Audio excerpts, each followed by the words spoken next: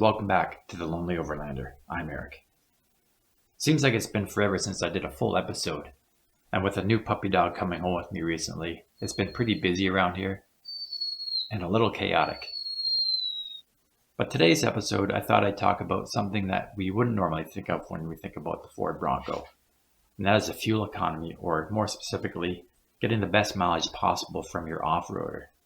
When I mention the term hypermiling, what do most people think of? For me, it means a fringe group of automotive enthusiasts going to extremes with things like boat-tail aero mods, extensive vehicle lightening, and calculated driving techniques to eke out the most miles of travel for every gallon of fuel burned. The term hypermiling has been tossed around for 10 or 15 years now, and like other fringe or radical ideas or movements, sometimes it transitions into the mainstream or vanishes into obscurity. One only has to venture over to the EcoMod online forums to realize that the movement still has a lot of adopters. Years ago I had a 5-speed manual Ford Fiesta, a great little car. Well, I got into the eco-modding scene a little bit back then, making a partial grill block, a front air dam, and slightly overinflating the tires, and employing some efficient driving techniques, and I would routinely see 900 plus kilometers range from about $40 worth of gas. Granted, most of those savings come from the driving and not really from the mods, but altogether, it all adds up to some impressive numbers. When considering the Bronco, this gives us a tiny bit of hope when talking about driving a full-on, body-on-frame 4x4 truck rolling on 35-inch off-road tires with respect to fuel economy. You may be thinking, but Eric, fuel economy, a Bronco? Of course, you're always going to get the comments like, if you wanted to save gas, why'd you buy a Bronco? Or, if you could afford a Bronco, you can afford the gas. Both of which are rather asinine points, really. I mean, wouldn't you agree that no matter what you drive, in this day and age, we all should feel like we have a little bit of responsibility for the environment and not be so wasteful? And I'm not just talking about gas either. Sure, better economical vehicle options exist, but like many of you, I waited a long time for the new Bronco to roll off the line, and I'm not passing up the opportunity to own such an iconic vehicle. So when it comes down to using a big, heavy, internal combustion vehicle to shuttle one or two people between point A and point B, it's obviously an extremely inefficient way to travel. First off, when thinking in terms of energy and gasoline, only 30 to 35% of that energy is converted to create motion or drive. 65% of that energy is wasted as heat, blown out the tailpipe and conducted to the engine's coolant, and then convected and radiated out to the atmosphere. You can basically think of it as setting fire to 65% of every dollar you put in the gas tank. And while here in Ontario, with the newly increased carbon tax that went into effect this month, today a liter of gas is over $1.50 a liter, or about $5.69 a US gallon. With the current exchange rates, that works out to about $4.20 a gallon. Even though I'm not a fan, this is what makes EVs a good alternative choice. They are far more efficient at transferring the stored electrical energy in the batteries to the electric motors with far less loss than an internal combustion engine. As efficient as they are, we won't, however, discuss the sparse but growing charging infrastructure, controversial cobalt mining, or what is burned in getting the primary electrical energy for households to charge their EVs. But I'm digressing. With not wanting to put you to sleep just yet with the technical stuff, let's hop in the Bronco and take it for a drive. The first thing we want to do is enable Eco Mode. It seems there's a lot of misinformation going around about Eco Mode, and for that matter, Sport Mode as well. The main benefit you're going to get from Eco Mode is basically just a muted throttle response. Pedal travel is increased and sharp inputs are smoothed out to help prevent needless waste. If you have a twitchy right foot, this will help you out. From the fuel economy screen, we're going to reset the computer for this drive. You can see when tooling around at very low speeds how high the fuel consumption actually is. The Eco Gauge graphic maxes out at 30 liters per 100 kilometers, but as you can see at low speed and moderate throttle input how high it can get. My American viewers may be a little confused by the look of the economy gauge on my Canadian Bronco. Up here, our mileage is referenced as fuel consumption over a certain distance, how many liters per 100 kilometers. For you, your mileage is expressed in how much distance for 1 gallon of fuel. All you simply need to know is the higher the number, the more fuel is being burned. The gauge maxes out at 30 liters per 100 kilometers like I mentioned, but a lot of times it's off the scale, much more than that. My normal commute takes me directly on the expressway, but for the sake of this video, we're going to drive across town on the surface street so we can discuss driving technique. You can tell my truck isn't warmed up enough to engage the auto stop start function, a favorite feature of all drivers. All kidding aside, it's actually going to help you with your fuel economy. When you're sitting at a light and the engine is running, you're essentially getting 0 miles per gallon. The biggest single piece of advice I can give you for fuel savings is going to come from driving in a way that you can anticipate disruptions in your drive. You want to be constantly scanning way down the road and definitely not focusing on the car directly in front of you. I can still hear my driver's ed teacher hammering this point home way back when I first got my license. A perfect example is this traffic light. I'm always looking at the pedestrian crossing signal. Is it flashing or counting down? Is the light about to change yellow? Do I have enough time to make it through the intersection? You basically want to know this well in advance of arriving there. So coming up here, we have a double set of roundabouts that were newly installed a couple years ago. I'm paying attention to the traffic coming from the left, as vehicles on the circle have the right of way. These are so much better than traffic lights for the simple fact that you don't have to stop if you can merge or sit there and wait for a green light even when there's no cross traffic present.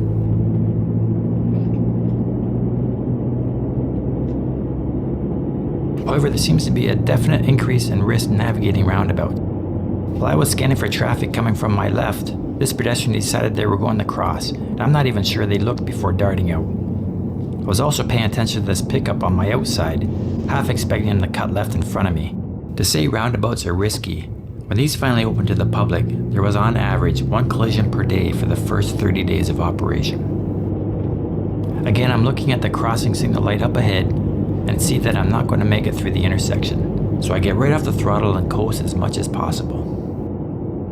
Now the Bronco is warmed up and the auto stop has kicked in.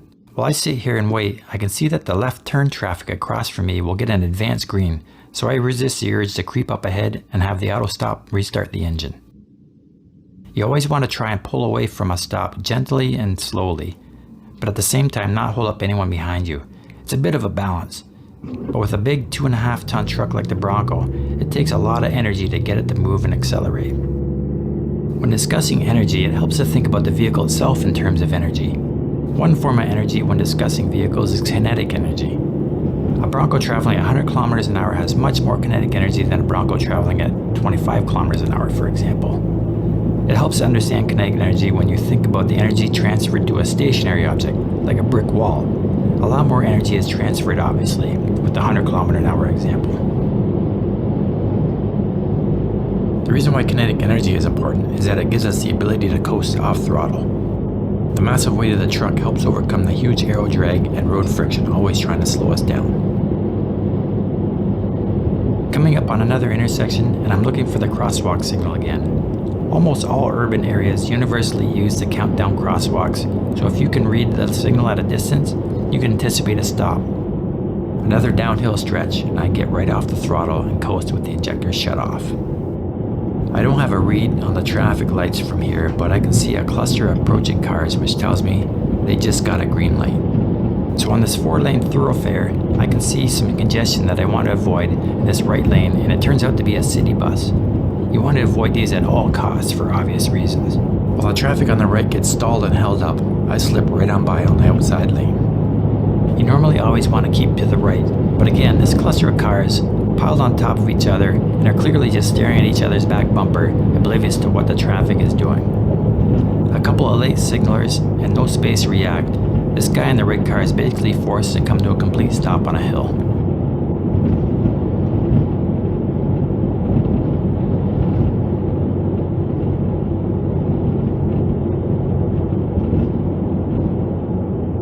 A couple of large trucks in the right lane, so I'm going to stay put.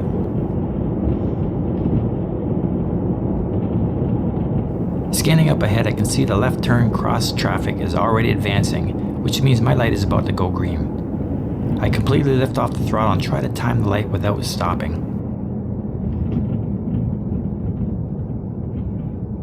Oftentimes, you'll just catch that green light only to run into a red in the very next intersection, and another reason not to jump on the gas when the light goes green.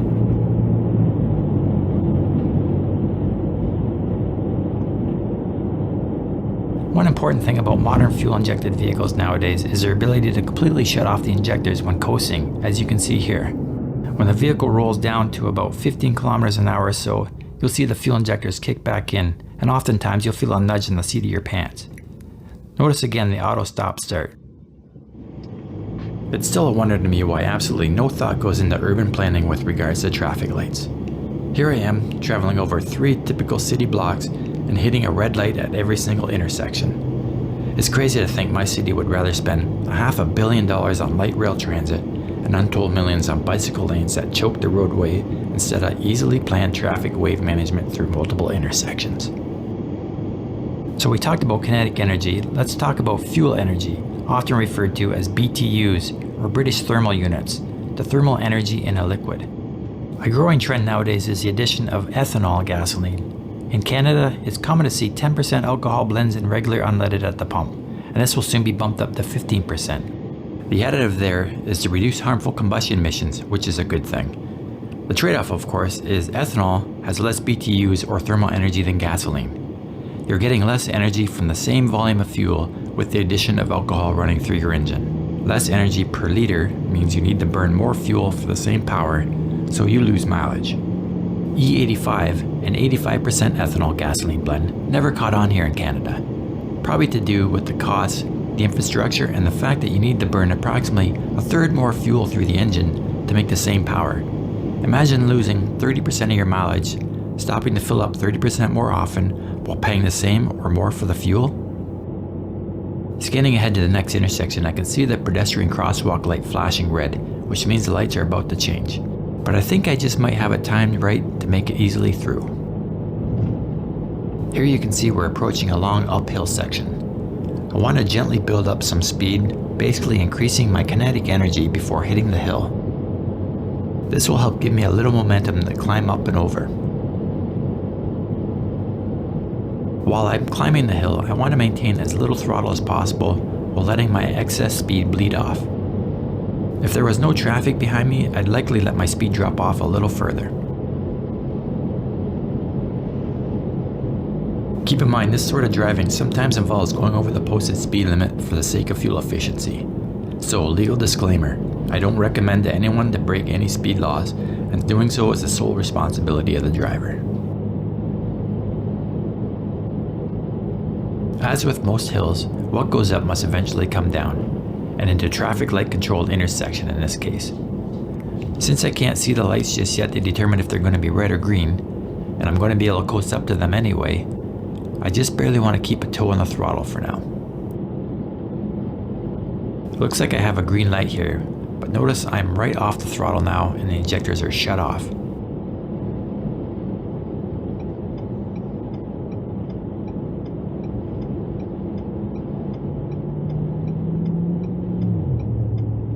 Always when taking corners, I try to carry as much speed as I'm comfortable with, preserving as much energy as possible. This next section of rolling hills is a good opportunity to demonstrate a throttle technique popular with hypermilers.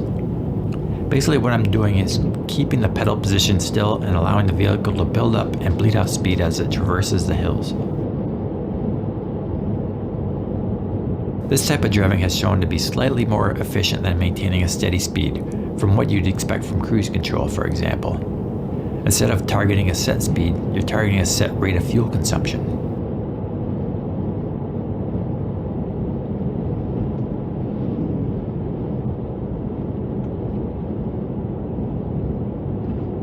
Down this last hill, I have an on-ramp at the bottom to the expressway, so I'm right off the throttle as much as possible.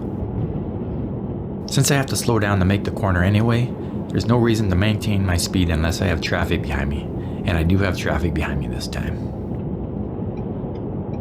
Again, I carry as much speed through the corner as I can, and because it's a Bronco on 35s, I just cut right across the curb.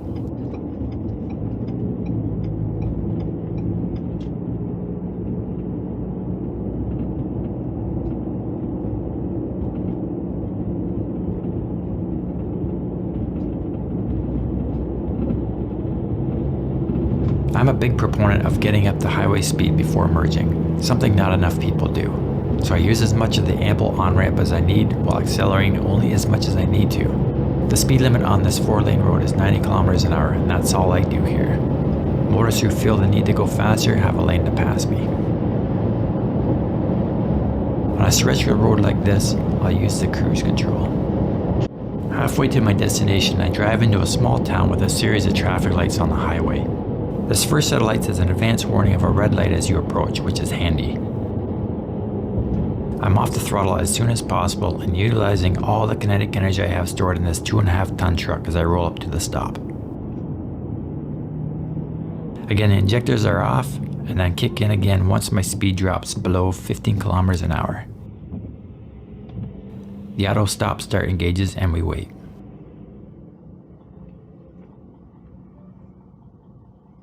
I know there are 2 more sets of lights approaching, so I'm in no hurry to hit another red light and stop.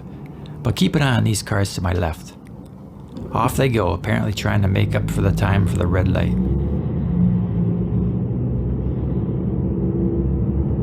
And just watch how many cars come past as well.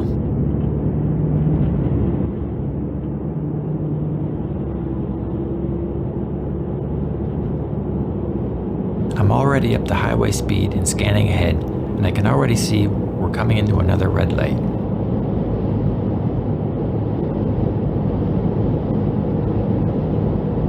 That's 7 cars now racing to a stop. Make that 8 cars, none of which made it through the intersection. All that extra fuel they burn quickly getting up to speed, and then throwing it all away as heat when they jam on the brakes coming to a stop. You might say, well, if I have to stop anyway, what does it matter if I have to coast and don't use the brakes? Well, a couple of reasons. Firstly, if you can slow down in anticipation of stopping, but try and time it through an intersection that turns green as you're approaching, then you're retaining some of that kinetic energy. Secondly, when you're coasting off throttle, as I mentioned earlier, modern fuel-injected engines will literally cut off all the fuel to the engine and instead use the wheels to keep the engine spinning. You're basically getting infinite miles per gallon while doing so, and the more you're able to coast, the lower your average miles per gallon becomes. Yet another example of poorly managed traffic with these lights. Another 3 intersections and another 3 red lights.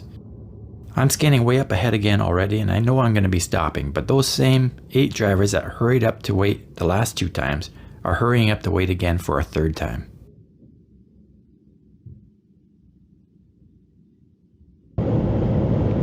A key aspect to getting the most mileage from a vehicle is in the conservation of energy, obviously. Once you're moving and up to speed, you basically don't ever want to stop unless absolutely necessary. Running into a red light at a highway intersection, you're literally transferring all that kinetic energy and the energy you expended getting up to speed and converting it into heat by using your brakes. Basically, the worst thing you can do for fuel efficiency is to come to a hard stop using your brakes. The second worst thing is having to accelerate from a dead stop. So again, the 2 most important aspects to eke out the best mileage out of your vehicle is to be mindful of your acceleration and, more importantly, try to avoid stops, as you of course then have to accelerate back up to speed again afterwards. Imagine having to drive your car as if it didn't have any functioning brakes at all, and you kind of get the idea. And the best way to help avoid this is looking way up ahead and try to anticipate the traffic and impediments.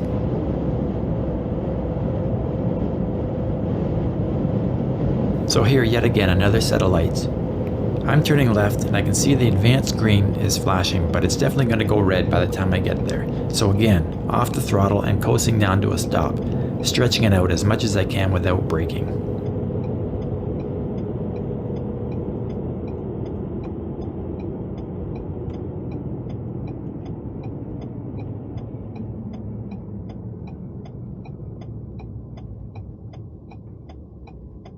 If you've been paying attention, and I haven't bored you to sleep yet, you'll likely notice my average economy just drastically improved. This is because it took me multiple trips to get all the video footage I needed to edit together this episode. My subsequent trips were on the expressway, avoiding the inner city traffic, and the fuel economy was markedly improved.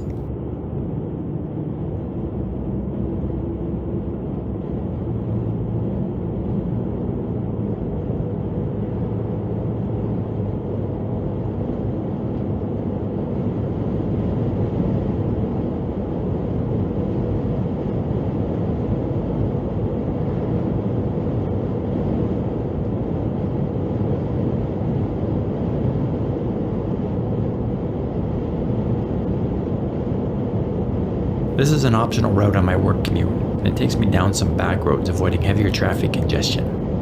However, there's this real crazy set of intersections on a big bend that almost always has some traffic mess going on, and almost always left-hand turners.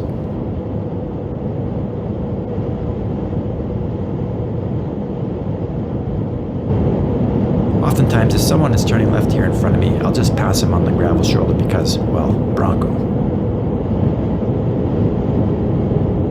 Regardless, because it's almost guaranteed a cluster every single time here, I keep well back from the vehicles ahead of me to give me space to react. In this case, coasting down and dropping my speed without having to stop.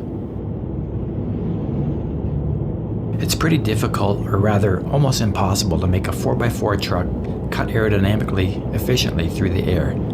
Therefore, an important aspect of fuel efficiency is vehicle speed. A couple important things to be aware of with regards to speed is a thing called quadratic friction, which takes into consideration velocity or speed. Simply stated, whenever you double your speed, you need to use 4 times the power. Not 2 times the power as you might expect, but 4 times more power, and therefore 4 times more fuel, all else being equal. This is a fundamental law of physics. Of course, the same applies in reverse when again we talk about kinetic energy. An object traveling at double the speed has approximately 4 times the kinetic energy. If a vehicle traveling 100 miles an hour brakes, for example, it'll take 4 times the distance to come to a stop than a vehicle traveling at 50 miles an hour. Again, all things being equal. Of course, there are exceptions. Traveling at a very low speed, say 30 kilometers an hour, will use more energy than the squared relationship at 60 kilometers an hour because the quadratic friction equation only comes into play at higher drag coefficients and speeds. Also, because you're traveling so slow, it takes you way too long to travel 1 mile, and with your engine running the entire time, you're just creating heat more than anything. This back road stretch is newly paved and not a lot of drivers utilize it. Because it's mostly flat and featureless, I'll set the cruise and just relax.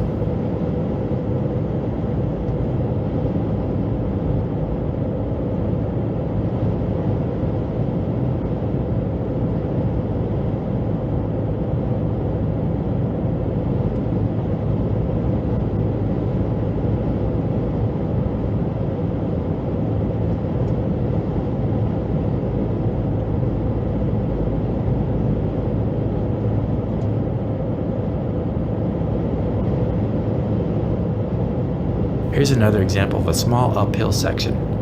I'll apply a moderate amount of throttle leading up to it, adding a bit of kinetic energy, hold the throttle steady and let the speed bleed off and then recover over the crest.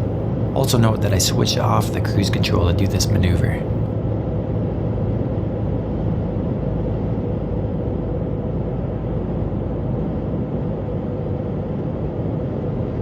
Once I come over the crest and the speed builds back up again, I re-engage the cruise control.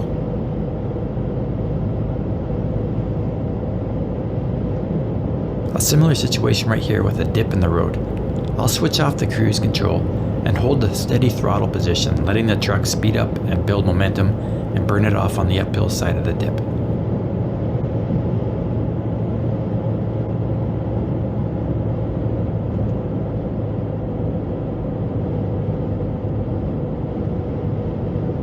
Here I'm approaching a highway intersection and take advantage of a long coast down with the injectors off to maximize efficiency.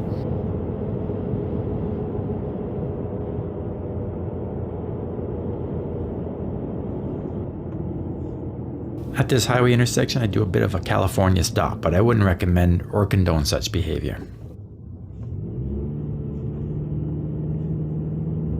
Another factor with regards to speed, and this can be the more difficult aspect to wrap your head around, is the diminishing returns with respect to distance and time. Take for example on your commute to work. Some days when we're running a little behind, we drive faster to make up time, something we've all done. But depending on the length of your commute, you're probably not making up the time you think. My drive to work one way is approximately 50 kilometers. My typical cruising speed is 90 kilometers an hour. If we do the math, over a 50k stretch at 90 kilometers an hour, it would take me 33.3 minutes to get to work. If, however, I increase my speed to 100 kilometers an hour, I will shave about 3.3 minutes off my commute. Basically, at 100 kilometers an hour, it would take me a half an hour to travel 50 kilometers, or 1 hour to travel 100 kilometers. 3+ minutes isn't a huge amount of time, but also consider this is assuming my entire 50k commute is at 100 kilometers an hour, which it isn't. Along my drive, I have a combination of at least 10 stoplights and stop signs to navigate. A portion of my drive, maybe 10 kilometers, is also at residential speeds of 50 and 60 kilometers an hour. So maybe over my 50k commute, I save a minute and a half or 2 minutes. Of course, if you're on a 6-hour freeway drive, sure, that extra speed can make up a measurable amount of time, but it comes at a cost of fuel consumption. And because of the rule of quadratic friction, it's higher than you might expect. Also remember, you're wasting that extra energy driving at a higher speed every time you come to a stop, and also burning proportionately more, repeatedly accelerating back up to that higher speed again. It's a difficult thing to convince your brain that doing 85 or 90 kilometers an hour instead of 100 is markedly more efficient and you're not making up any real time to your destination. I know for me, it was and still is a hard adjustment to make. However, nowadays I get a kick out of watching guys fly past me on the highway on my way to work only to pull up beside them at the next red light, and sometimes repeatedly, stoplight after stoplight. Here we come into a 60 kilometer an hour zone with a short stretch up to a stop. Again, I keep my attention as far ahead as possible and know what to expect down the road. I ease up on the throttle, just keeping a toe on it to stretch out the deceleration until I reach a point where I can lift off and coast, with the fuel injectors off, trying to maximize the economy. This here is another bizarre intersection, a 3-way stop with 2 stop signs. I kinda do another rolling stop here to get ahead of the opposing left turn traffic, who oddly enough has the right of way.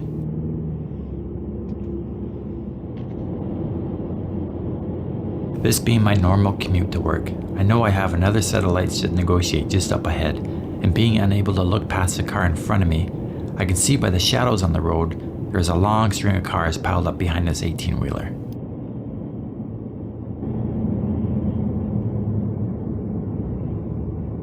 I do a classic intersection mess up here.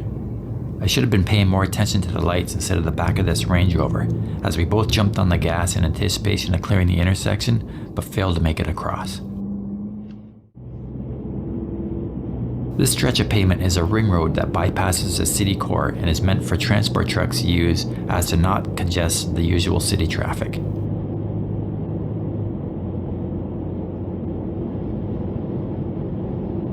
I've already witnessed this Range Rover driver being a little erratic and obviously in a hurry.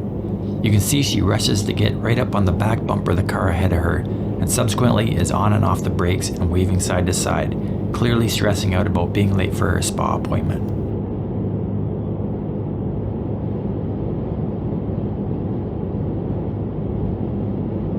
You can see because she's riding on the back bumper of the car in front of her, she has to slow right down because of the car turning, then obviously accelerate hard into the next traffic scenario.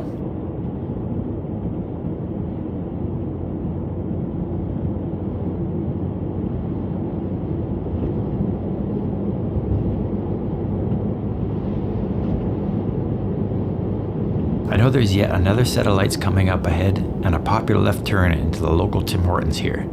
I could have actually lifted and coasted well before I did in this example, and I also accelerated a little too hard and closed up on the truck ahead, causing me to frustratingly yo-yo a bit.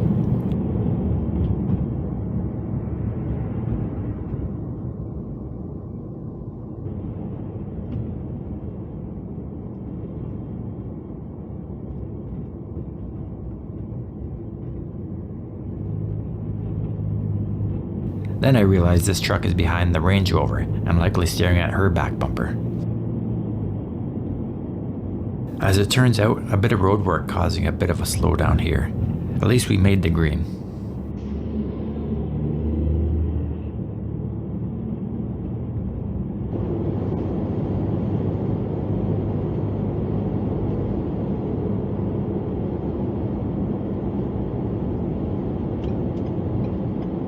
Almost to work now with a left turn ahead. I'm coasting up to the intersection and looking for opposing traffic to determine if I have to come to a complete stop before turning or just glide around the corner. I'll make a judgment call here and dive in ahead of this black sedan.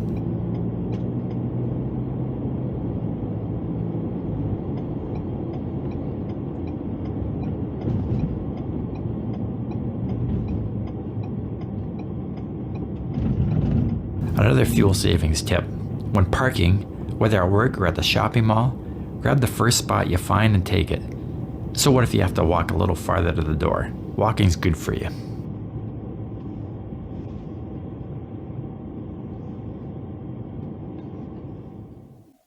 So like I mentioned, this episode took 3 trips to gather all the footage I needed.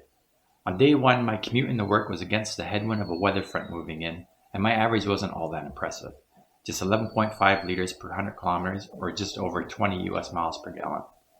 A glaring examples of just how poor the aerodynamics are on a 4x4. On my way home that night, it was still a bit blustery out, but I did manage a little better 11.3 liters. This is why when calculating mileage, or record top speed runs for that matter, you want to take an average of both directions to negate any advantage one direction might have over the other. Over the following next 2 days, with some calmer weather and avoiding the inner city streets in favor of the expressway, I managed to get it down to 10.8 liters per 100, which is about 21.8 miles per gallon. I've done better in the past, routinely getting into the 10.6 and 10.5 liter range, which is almost 22.5 miles per gallon. Keep in mind also, when this video was filmed, we were still in the middle of the Canadian winter. Colder, denser air will take a small but measurable amount of efficiency away from the aerodynamics. Also keep in mind, in Canada, we use a winter formulated gasoline which has a higher RVP or reed vapor pressure, which allows it to vaporize and ignite easier in colder temps. But this also reduces the energy density of the fuel up to about 3% over summer gasoline blends. If you didn't already know, an off-road 4x4 isn't the ideal commuter vehicle, what with the high ground clearance, massive frontal area, and big luggy tires spinning in the wind. But with the efficient Ecoboost motor, fuel-saving strategies like the auto stop-start and injector shutoffs, and some conscientious driving, you can easily beat what Ford says the mileage is for the Bronco on the window sticker. No doubt the figure Ford come up with is pretty conservative considering the hot water they gotta do before over mileage claims on their vehicles. Well, I hope you found this episode informative, if not enlightening. For better or worse, carbon emissions and climate change are the daily news headline talking points anymore, and the green energy movement is the political direction of governments the world over. I fear before too long, progressive government policies may force vehicles like the gas-powered Bronco to go electric or disappear altogether. In fact, in Canada, our current federal government has already enacted a law banning the sale of new gas-powered cars by 2035. I don't know about you, but I plan on having a brand new 2034 Bronco in my driveway before that happens. So until next time, take it easy and keep on wheeling.